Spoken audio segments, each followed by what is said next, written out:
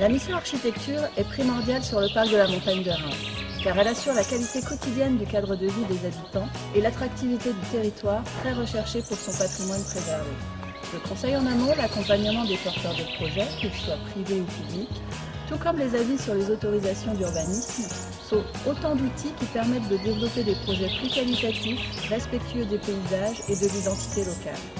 En complément, les liens créés avec les partenaires locaux, comme les professionnels du bâtiment ou la DDT, renforcent les actions du parc qui s'inscrivent alors dans une cohérence globale à une échelle plus large que celle de son seul territoire.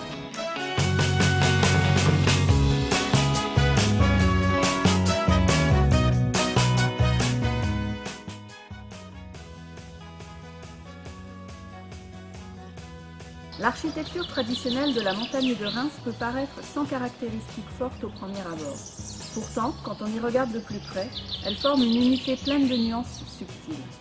La préservation et la valorisation de cette identité locale est l'affaire de tous. Le travail réalisé par l'architecte du parc, et notamment la diffusion des connaissances du patrimoine bâti, permet de fédérer toutes les dynamiques autour de cet objectif pour éviter la banalisation de cet héritage.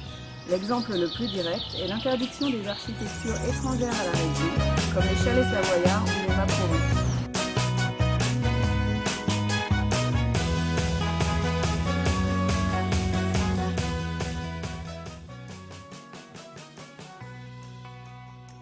Il est indispensable de valoriser notre patrimoine.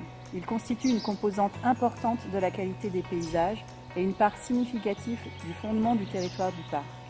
Dans cet objectif, l'architecte du parc met en œuvre des actions spécifiques, parcours patrimoine ou sentiers découvertes, pour rendre accessible au plus grand nombre le patrimoine de la montagne de Reims.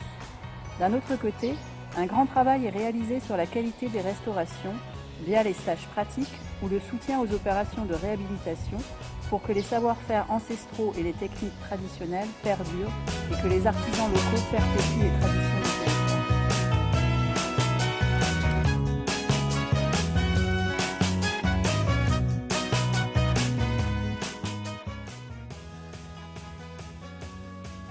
L'architecture, ce n'est pas seulement le passé.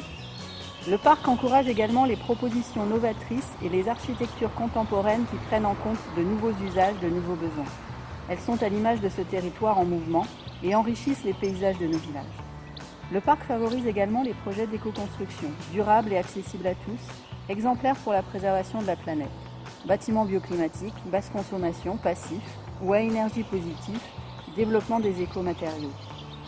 Transmettre une culture partagée de l'architecture, susciter un intérêt général et une effervescence autour de ces questions créatrices de richesse nous concerne tous.